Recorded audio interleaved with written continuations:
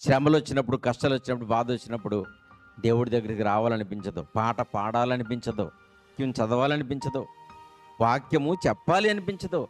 అలాంటి కండిషన్లో అధిగమించడమే భక్తి అంటే. శ్రమ వచ్చినప్పుడు మోకరించి ప్రార్థన చేయడమే భక్తి అంటే. శోధన ఉన్నప్పుడు నిలబడి వాక్యం చెప్పడమే భక్తి అంటే. మనసులో కల్మషం ఉండి శోధిస్తున్నప్పుడే దేవుడి దగ్గరికి రావడమే భక్తి అంటే.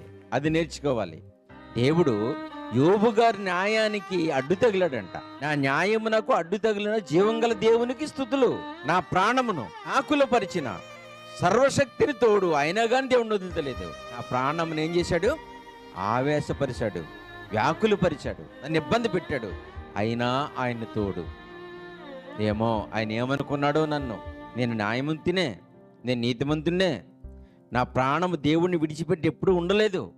అయినా నా తండ్రి ఏమనుకున్నాడో ఆయన తోడు. ఆయన లేడు అంటలేదు.